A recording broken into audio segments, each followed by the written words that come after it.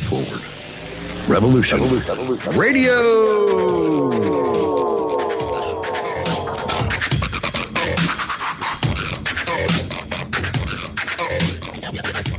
The opinions expressed on this radio station, its programs, and its website by the hosts, guests, and call-in listeners or chatters are solely the opinions of the original source who expressed them. They do not necessarily represent the opinions of Revolution Radio and FreedomSlips.com, its staff, or affiliates.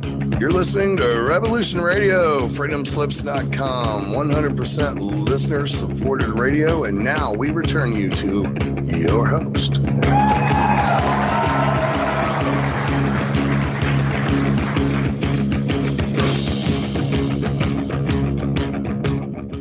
Guess what? You're back with David Mackey's Shiny Side Out on Revolution Radio, the #1 listener-supported talk radio on the net. So push the donate button or subscribe to the archives for free. How much are they, Mackey? Nothing. There you go.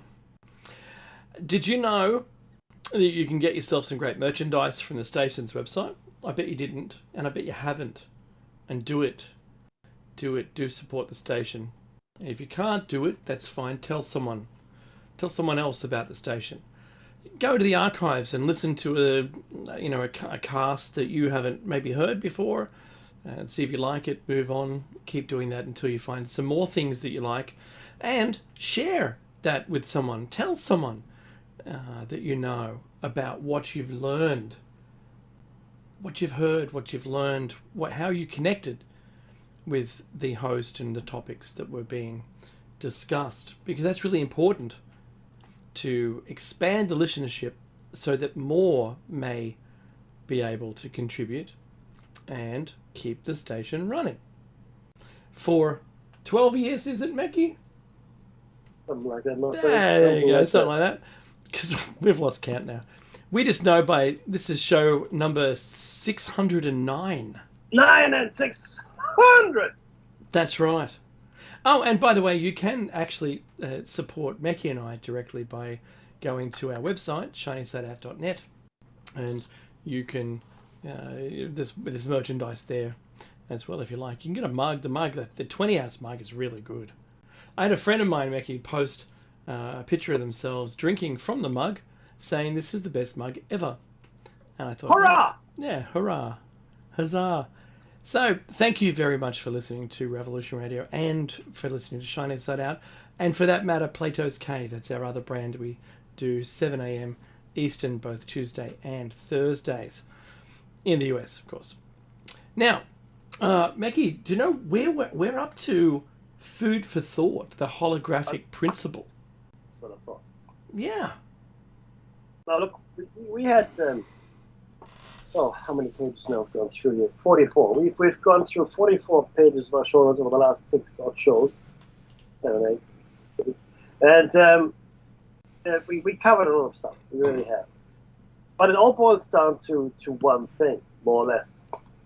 And that is really, how real is our reality anyway? Right? Because we all live, and I'm not criticizing here, but we all live as though this was completely 100% real. And nothing else exists. This is so if you're an atheist, chances are that you believe this is it. You live your life and then you're a worm fodder. That's your point of view. I dig it. I get it. I understand why you would say that.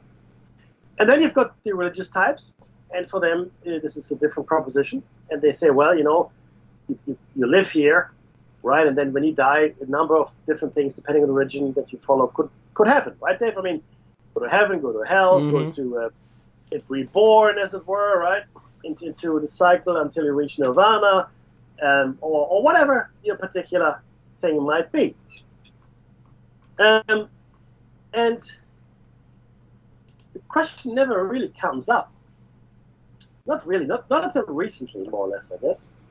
How real this reality is anyway. How could you determine if this world That's a good question. Right? You couldn't. couldn't. This is really, you can't really, not really. And you say, of course I can. If I stumble in the dark and over a rock and I hit my head or whatever, then that's proof of reality. Well, it's proof of your reality at that point, at least.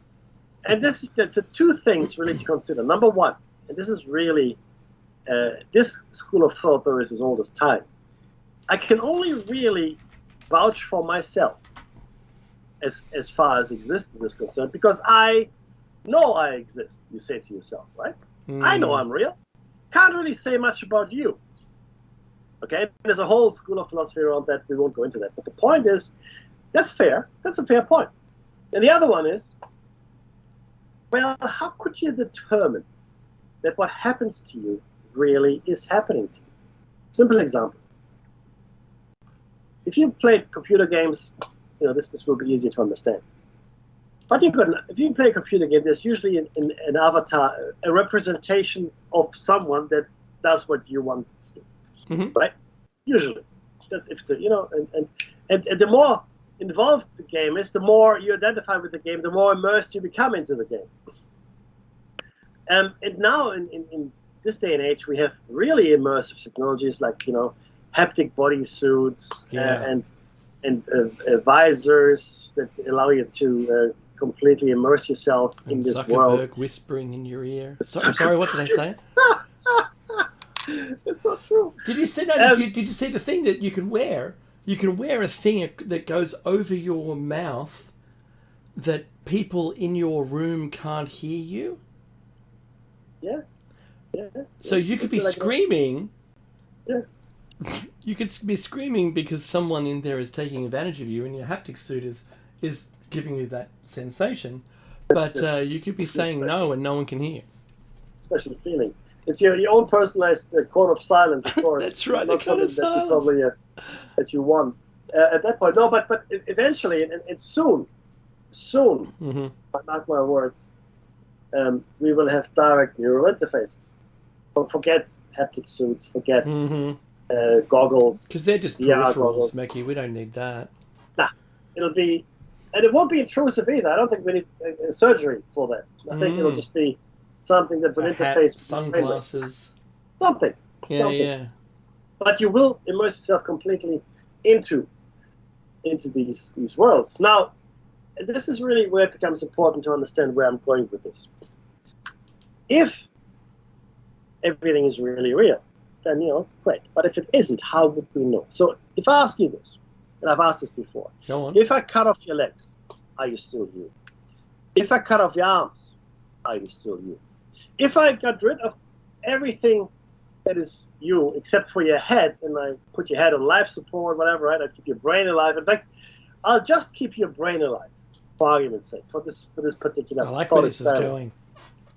Where do you think? At what point would you say, "Oh, this is no longer me"? Because what I would do with your brain, if I had just your brain, I would put it into a jar, right, and then I have all the stimuli, all of the environmental inputs, come to you via the channels you're used to. Now, bear in mind that your brain perceives nothing directly, zero. Mm-hmm. The brain doesn't perceive any of the reality around itself directly. It all goes through the senses of the filters. Through the filter of the senses, I should say. The senses are the filters through which you perceive reality. All of us. Nobody experiences reality directly. None of us do. It just doesn't happen that way. Touch, sound, sight, smell, etc., etc., etc. They're all coming to you through your ears, your sensory organs, as it were, and the skin, of course, is a big sensory organ. But if I can emulate that kind of sensory input for your brain would never know the difference. It just wouldn't. Right? It couldn't know the difference because it never had any direct experience anyway. So, are we all just brains floating in some soup somewhere, in some protein soup? I'm not saying that's the case. In fact, I'm not even saying that the brain is necessary. This is where it gets a bit complicated. There's a school of thought, my school of thought, actually, which says that we are a,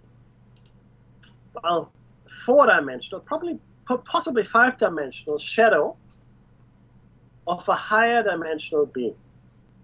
Let me, again, it's just, I'm going to unpack this very slowly, then we go into the holographic principle as well here. You can see your shadow on the ground. You walk around, the sun casts a shadow, light source casts a shadow. The shadow, if depending on the angle of the light, etc., is a fair representation of your outline, right?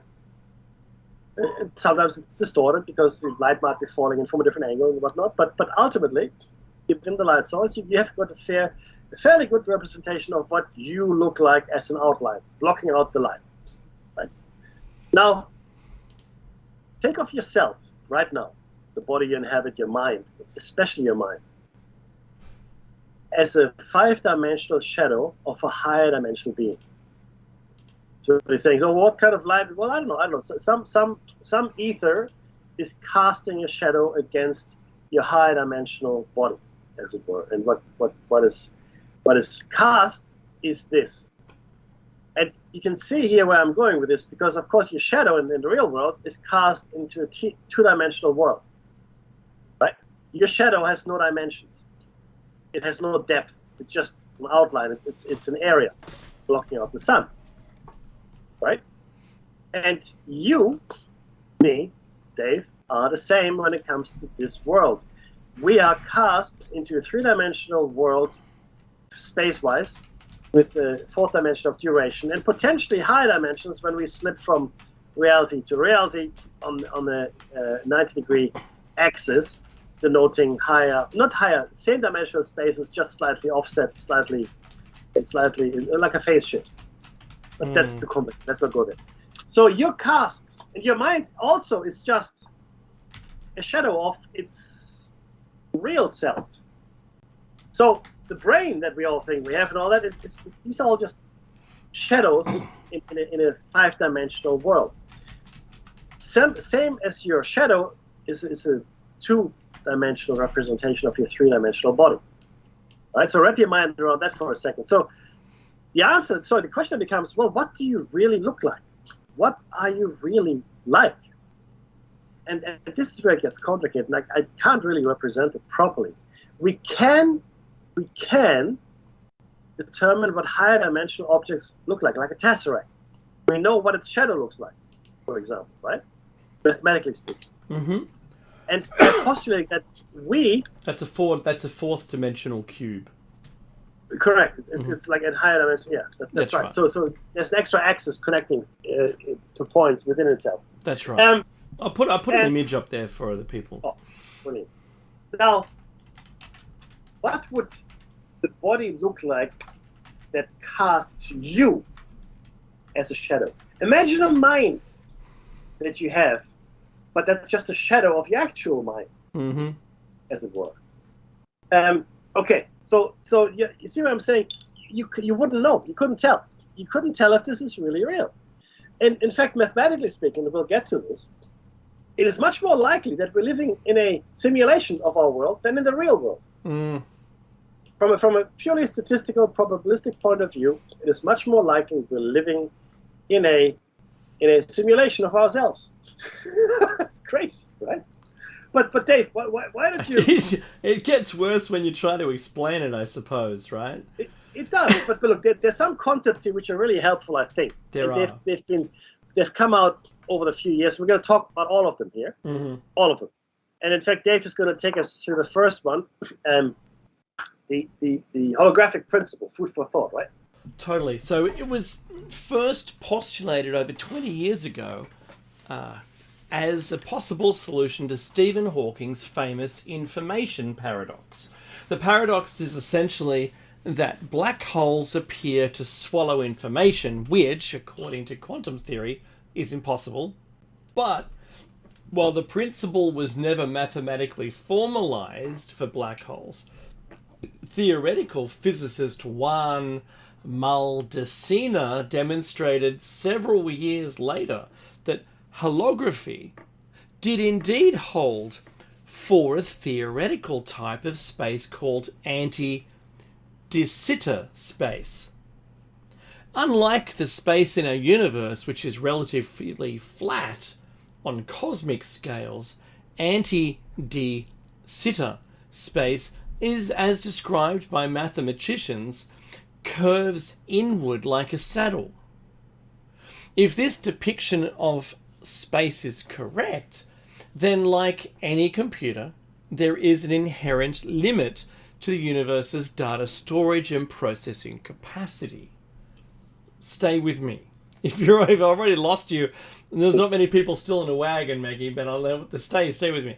Anti-de Sitter space is not directly relevant to our universe, but it allows us to perform calculations that would otherwise be very difficult, if not impossible, Grimilla said. Within this theoretical space, Maldacena showed that two sets of physical equations mapped perfectly onto each other. The equations of gravitational theory and those of quantum field theory. This correspondence was totally unexpected, because while gravity is described in 3 spatial dimensions, quantum field theory requires only 2 dimensions. That the laws of physics produced identical results 2 or 3 dimensions pointed to anti-de Sitter space's holographic nature. Just letting it sink in. This was the first instance where somebody explicitly showed how holography works. Grimilla told me, says the author. But given that our universe is not anti-de Sitter space, it's approximately flat at large scales, it's interesting to ask whether the holographic principle applies to flat space as well. To demonstrate that our universe can indeed be seen as a hologram, physical quantities would have to be calculated using both quantum field theory and gravitational theory in flat space, and the results would have to match. Grimilla decided to see whether one key feature of quantum mechanics, which is quantum entanglement, one of my favorites, could be replicated using gravitational theory. When 2 quantum particles were entangled, they cannot be described as individually, but instead form a single quantum object, even if they're far apart. As Einstein says, spooky action at a distance. There is a measure that describes how entangled a quantum system is, known as the entropy of entanglement. After several years of work, Grimilla and his colleagues managed to show that this entropy takes on exactly the same value when calculated in gravitational theory and quantum field theory for spaces like our universe. Meki. This calculation affirms our assumption that the holographic principle can also be realized in flat spaces, said Riegler in a press release.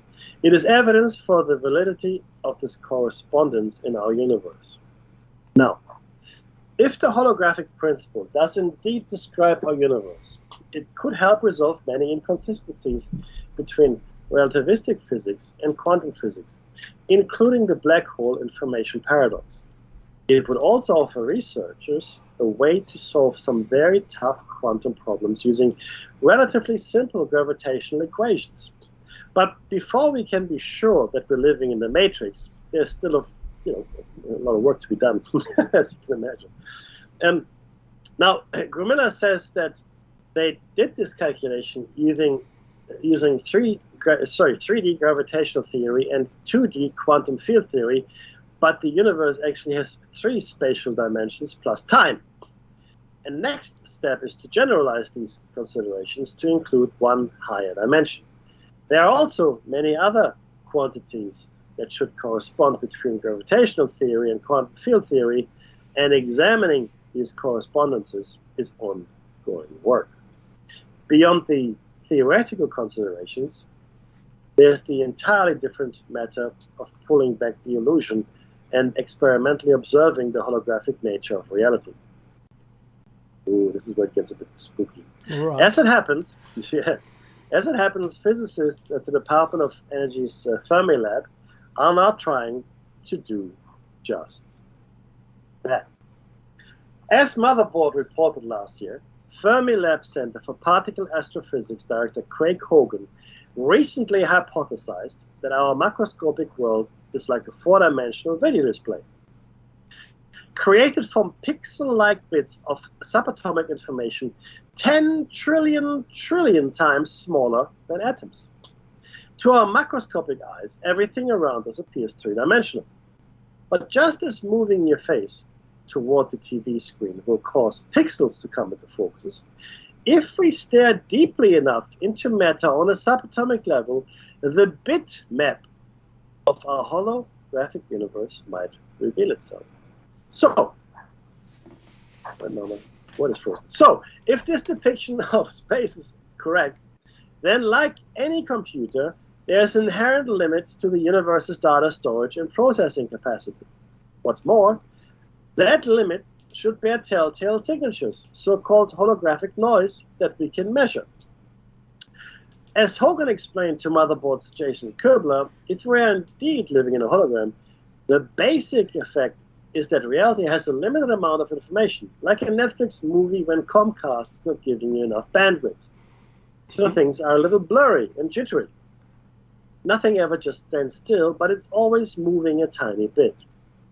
Reality's bandwidth fuzz, if you will, is exactly what Hogan's lab is now trying to measure, using an instrument called the holometer, or the holometer, which is basically a really big and powerful laser pointer. We're specifically trying to determine if there's a limit to the precision with which we can measure the relative positions of large objects, postdoctoral researcher Robert Lanza told the author in an email. This would represent a fundamental limit in the actual information that the universe stores. The actual experiment that will decipher this involves measuring the relative positions of large mirrors separated by 40 meters using two Michelson laser interferometers with a precision 1 billion times smaller than an atom. If, as according to the holographic noise hypothesis, information about the positions of the two mirrors is finite, then the researchers should ultimately hit a limit in their ability to resolve their respective positions. What happens then?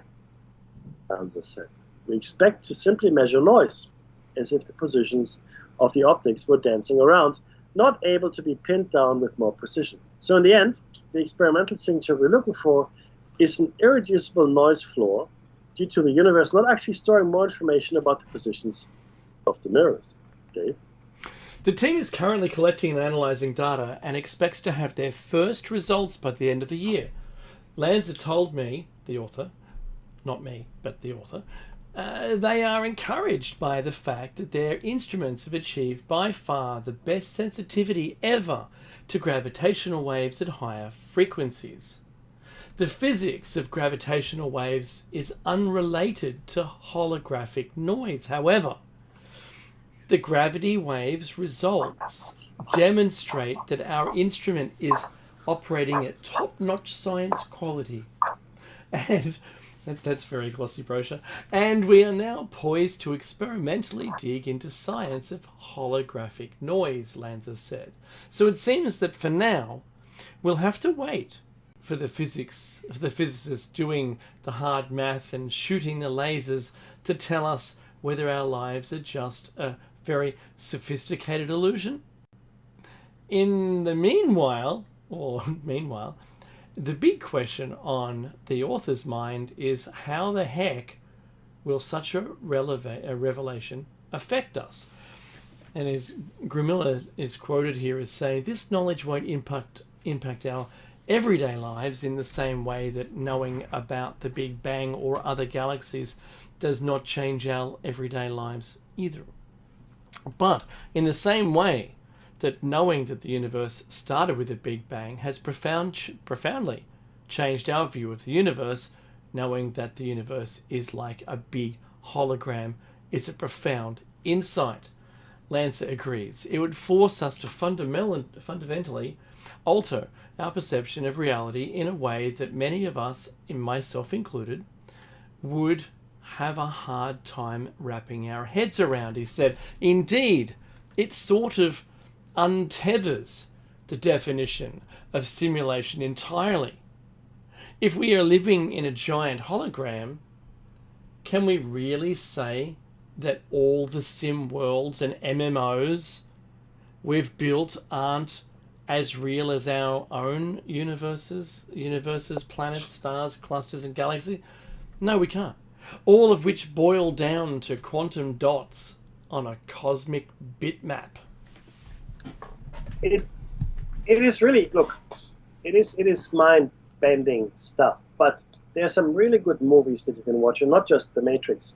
There's a movie called The 13th Floor that is worthwhile having a look at, where, and the interesting thing about it, and I really like that movie, The 13th Floor, because it explores what happens when, I guess we call them characters out of simulations, travel up the chain. So let's say, for argument's sake, you're in the real world, whatever that means, right? And then you're creating a simulation, and you immerse yourself in it completely. It's a really great simulation. You can't really tell. You can't tell what's real, what's not real, right? You're just in there and you're enjoying it. And then that world creates a simulation, right? And you go into that one as well. So you've gone down 2 levels now. But what if the reverse were true as well? What if the entities, personalities, characters from these simulations could travel up into the so-called real world? In my mind, it's a fascinating supposition where we were talking about, well, what is you then, right? And this is what I tried to answer earlier. What is you? At the ultimate level, how would you define yourself? What makes you you, right? And of course, I think that the best answer is it's the sum of your collective experiences, the learnings of your life, the predispositions you might have had due to accidents of birth or experiences, etc., right? Mm-hmm. Where you were born, how you were born, look, your external things like hair color, skin color would all feed into what you experience in your life. But ultimately, you are the essence of your experiences, and it's the very individual and unique interpretation of those experiences that define you. Because 2 people could have the same experience, but they will view it very differently. Yeah, there's a right? point. There's a point. Right? So, I thought it might be a good time, Mickey, just to talk about, reiterate the point of the holographic universe. The principle around it is a collective of ideas from the smartest people on the planet, who we're going to get into how all of this works. But it's safe to say that for all intents and purposes, the things that don't seem to make sense as far as entanglement is concerned, as far as, like the double slit experiment is concerned, the quantum world, basically in general, how none of that seems to make a lick of sense unless it is a holographic universe. Because the worlds that Newton and Einstein worked within, Newton in particular, for this example, is one driven by math, and it all works. Everything is perfect.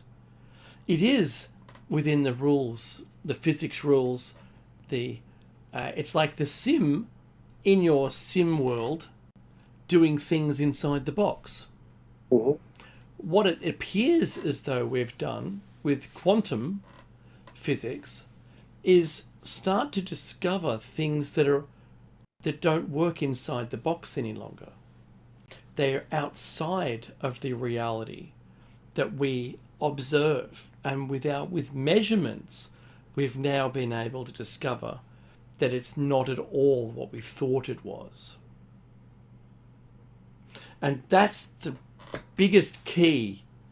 If I would say I rest my case, right? But I'd have to bring witnesses yet and get cross-examined.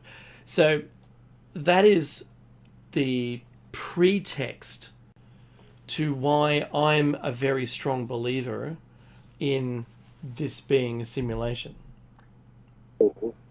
Because it makes no sense that things can be entangled and there is no time between them.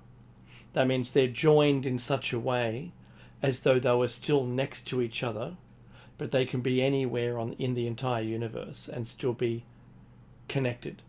In fact, not just next to each other, but occupying the same space. The same space, absolutely. As it were. Now, and I agree with you. Now, this is where it gets really complicated.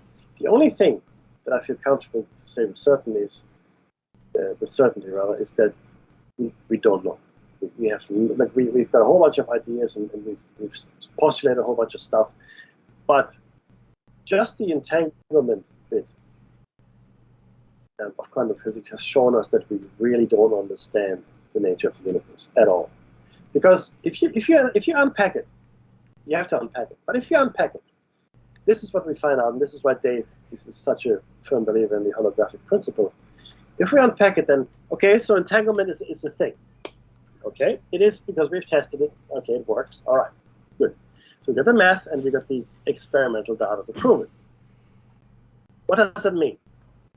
So what it means is that I did something over here and instantaneously, not after a little while or a tiny amount of time, but instantaneously indicating no passage of time, the same thing that I did to this particle is happening to the other particle. Sure. Instantaneously. Mm-hmm.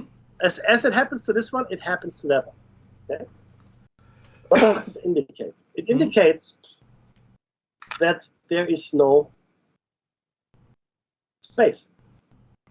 Because what is space but the motion of something, right? Mm-hmm. That takes time. That's right. So you've got time, right? Time is really just motion through a space.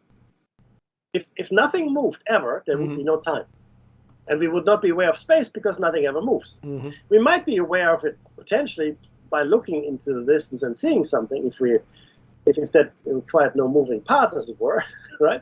But if something is moving as though space doesn't exist because it's instantaneous, then it also means that time doesn't exist as a concept. Because both time and space, as we understand them in our relativistic universe, are intimately linked.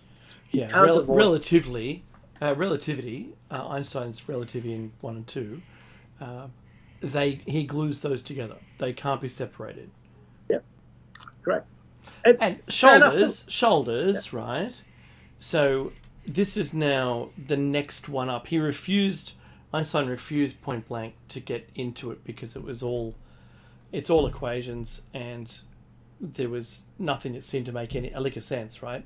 So I'm with you, Meki, and your explanation is completely reasonable, and I think it helps people understand that those two things that react together as one object, affecting one immediately affects the other, and it doesn't matter, but they seem to be able to connect somehow out of this reality through to each other as though they were occupying the same space. I do love that description. Right. It's apt. Right. And it's really interesting because to wrap your head around it, it goes against anything that's commonsensical. There's no common sense in what I just said at all. Makes no sense whatsoever in our physical reality that we experience, right? Mm-hmm. But in a video game, let's say you immerse yourself in a video game, right? And you love it, and there's magic, and you know dwarfs, and you can shoot, I don't know, magical fireballs from the palms of your hands, right? In the game, and it makes perfect sense in the game because that's what you can do. And there it is, right? You come out of the game, that's of course no longer something that you should expect to be able to do because it's not what we can do here, or at least it seems to be a limitation that we have. So expectations and reality should not be confused. So we have a certain expectation as to what reality should be. However, actually this is important. This is really important. Mm-hmm. However, that expectation doesn't necessarily translate into the real reality.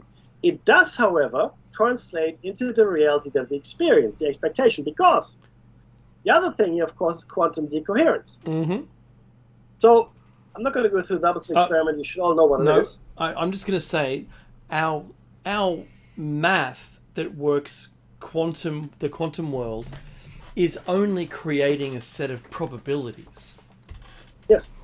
So if I said to Meki, where at any one time, like right now, where was the electron in the hydrogen atom? And Meki would write me a long equation to say, well, the probability of it being anywhere is this, but if you wanted it to be there, this is what the probability would be. Unless you looked at it. If you could actually see it, it collapses that probability down to a reality. Here it is. Here's where it is. It's actually there. Where was it actually? Well, we can't do the math to work it out. It's impossible. We just have a probability, and that's the beauty of Hitchhiker's Guide, because the ship that was the infinite ship, right? That could be anywhere. The improbability drive. Yeah. That's right. It was collapsing. He didn't know it, but it was collapsing the probability down to a finite state. It's announcing the probability is reducing down to 1. And this very thing, we'll get to it when we come to the Epiphany, but this very thing is what is really important to understand. And I believe, and I know that scientists hate me for simplifying it in such a way, and they will say, oh no, you can't say it like that, Mackie, it's quite different, blah, blah, blah. Yeah, sure. But tell me then, okay, how would you say? So why? Because the thing is this, nobody can answer this question. If I measure something, right? If I look at it in a way, let's call it looking at it because it's easy to understand. There's a certain outcome. Mm-hmm. Okay? And if I look away, there's a completely different outcome. That's right.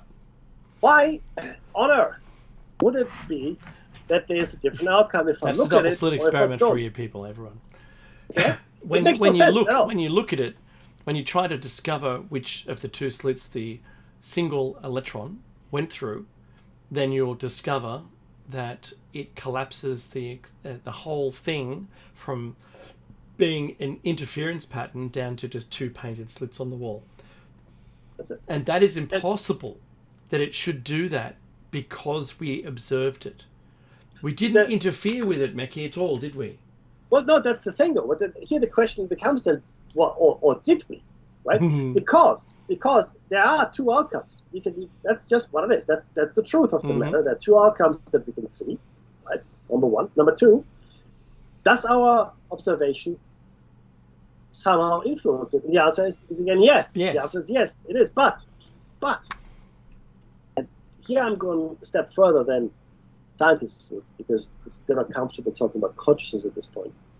I believe that the decoherence occurs in a way so as to reflect our expectation. That's right. Okay? Mm-hmm. This is a measurement device that is recording what happens, a measurement device, which is then looked at by a human being. And the experiments get very complicated. But for all intents and purposes, at some point, a mind looks at the outcome. Mm-hmm. Okay? And then the outcome conforms to what the mind would expect. Mm-hmm. And again, we'll come to the Epiphany, and it's all good. But you have to understand that if we take that at face value, and again, scientists will like, oh, you're simplifying and Mackie. Well, okay, then explain to me why it happens, scientists. Tell me why we get 2 different outcomes. If you can tell me, oh, it's because of blah blah blah. Don't tell me that it's nonsense to just stipulate that consciousness has anything to do with it. If you can't prove that it doesn't, then you can't say that. That's I get really upset. Yeah. So there's a Nobel Prize for science in it if you can find out why it does it. Yeah. But we're looking at all the wrong areas. Places, man. Yeah. Now, so let's say so. But if consciousness, we have to take it further now. If consciousness does have an effect on reality, in that it decoheres I got a 3-letter question. The probability curve, then it means that consciousness determines the nature of our reality. And then I'm gonna ask why. That's a question. But it seems that our minds, from the earliest age, maybe even for millions of years now, have been conditioned to make sure that quantum decoherence happens to manifest this reality. Yes, and so that then it all makes sense that it would be a digital universe that we're living in, that it would be a construct. Yeah. If our minds are there, it's there for us, then that would make perfect sense. Yeah. Oh, totally. Of course, we have now moved into the esoteric world of consciousness, and look, we still don't know what consciousness is. I know you might have gone to Psychology 101, or you did maybe even abnormal psychology, did some consciousness studies, etc. in university. Makes you the expert now. Trust me when I tell you that we have no idea at all, zero, as to what consciousness actually is, how it comes about, where it sits. Where do you think your consciousness sits? Mickey, it's in the box with the soul in it, I'll tell you. It's in the box with the soul, right next to the soul and the spirit. That's right. We don't know. We don't know. Interestingly, though, and this is slightly off topic, scientists now think that our brains function along quantum mechanical principles. That's right. We have a quantum mind. Yeah. Now, which explains why we can hold two different ideas in our heads at the same time without going insane, which is useful. Well, talk for yourself, Becky. but it's really and people say, oh, so what, right? So what? If this is true, then positive manifestation of your desires, dreams, and wishes absolutely works. Yes. In fact, this is interesting, and you can look it up yourself. I think this was in Washington. There was this experiment that was undertaken on the power of prayer. Oh, I was going to say prayer. That was my next one. And when this was undertaken, apparently, statistically speaking, while this experiment was running with positive prayers, etc., in the Washington area, crime went down. And I can't remember what the percentage was, but it was statistically significant. Now, this doesn't imply direct causality, don't get me wrong. I understand the scientific principle as well as the next guy. But it is certainly a very interesting morsel of anecdotal evidence, right? Not only that, your mind is so powerful that it decides whether or not you live or die.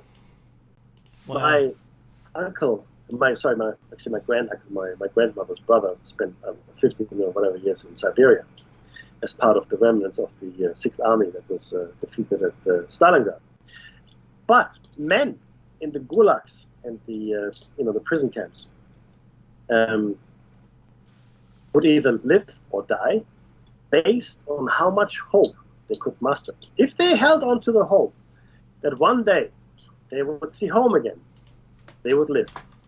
In the instant that they lost hope, they also were very close to losing their lives. So, what does that mean? It means, and this is really where it gets very, very mystical. Our minds seem to be able to create these realities, right? Our minds, our collective minds. There's a really great science fiction story. I forget the name of it, but ultimately, what it does is it sets out the principle that the collective expectation of the human race creates the universe we live in. And when you change some of the conditions, right, some of the fundamental conditions, the universe falls apart. That was really the crux of the story. The universe just falls apart because one of the fundamental underlying principles had been changed. And this is where we are right now. We are starting to discover this. But you know what the funny thing is, Dave? What's that? ancient mystery schools have always understood this. Yes, that's right. It's not like, this is not a new idea. That, wow, look at Dave and Becky, look at the new idea they come up with. No. That's not a new idea at all. It's one of the oldest ideas, in fact. Yeah. That we manifest reality. We spoke about this, Dave. Remember, a lot of the native people in the world, especially Native Americans, but others too, believe, in fact, Aboriginals, believe that we dream a life and live a dream. That's right. And it probably best describes where we are right now, with our confusion and our hate and fear and our, I guess, uncertainty. This is actually a nightmare. It's a nightmare. And to awake from it would be such a blessing. But the thing is this, and again, we'll get to this as we go along. The things we have to do to awaken from this nightmare are going against everything we believe in, everything we hold dear, everything we think is right and good to do in this world is actually not. And that's where it gets really, really, really complicated. Oh, I love my big screens, Mackie. Yeah, me too, right? What? Now, so just taking it back to where you were talking about, like a video game. If this is a digital universe, imagine our higher self having to play it all this time as you. Right? Think about how that might be. Because when you play a video game and you leave the video game, you don't have any of those qualities. You don't have those weapons, right? If you're playing a first-person shooter, right? You weren't the general of an army that just won. And for me, sim racing, right? I'm a car guy, like I said in the prior show, and I enjoy racing online. And I've raced against some of the very top echelon of current racing car drivers. I haven't won, but at least I'm there. I'm up in the group. So, and I'm too old to do that in real life, right? Let's just put it that way. They want, 18-year-old people. That's what they want to sign up. So when I finish doing that, I'm no longer doing those things. I'm no longer participating in it, right? Like, turn off video game, put your controller down or what have you. But if you're a higher self of you is having to play this video game as you, does it make sense? Yeah. Think about where they are. And that point, Becky, about going to sleep, when you go to sleep in your dream, is that the actual reality? Where everything makes sense? Yeah. If I asked between just you and me, Mackie, I know that I felt as though I've connected to the Akashic record once in my life and I knew everything. Yes. And I had no reason to raise a question because I already knew the answer to it. Yes. It was an enlightenment that I've never been able to attain again. And look, I've told you guys the story a number of times now as to what happened to me in a similar circumstance. I was very young. When it happened to me. And the only thing I remember from this, maybe similar to you, Dave, is the feeling of complete understanding and also, but also the feeling, oh, that's all right then. Yeah. That's okay. Yeah. You know what I mean? Like, yep. Oh yeah. Okay. Oh, okay. But I don't know why it is okay. I don't know what that feeling signifies, to be honest with you. But I only know that I felt it. And like I said, I was very young. This was before my brother was born, so I was younger than 8 years old. Wow, and, mine was when I was in my 20s. Yeah, and maybe that profoundly changed me. I don't know. You rebel. But yeah, it was certainly it was very peaceful, Dave. I have to say, it was very peaceful. It gave me this. And whenever I think back on it now, after 50 odd years, it sort of fades, right? Don't get me wrong. But I still understand the feeling I had. I still have that glimpse of a feeling that I felt then, and I'm so glad that I did have it. This sort of, I guess, I don't know, connection, I'm gonna say, so kind of, sort of. Yeah, so I don't know. It leaves you without fear somewhat. Right? Well, you know what? There's parts of what I understood anyway, because I actually, I know it's really bizarre, and don't hate me, but it's one of those things where I kind of knew physics before I did it. I was quite good at physics itself. Like, certainly relativity was really easy. The equations, I'm really not someone who has to, I'm not good at remembering equations, and I understand how to use them, but it really just, it's like, what's the need, to be honest. Understanding what it does is more important, I think, than determining the exact point that something you can be found, because, given from when I learned it, not 10 years later, it's all in computers. Who cared, right? So, yes, you can write equations to your heart's content on the board, and I really don't care for it. I don't. I used to program, so I've done, some crazy stuff. However, the kind of thing that I knew, I just always seemed to know, and that's still that my interpretation of what science, my universe thought about the universe, also about the dark matter. I think that's all hooey.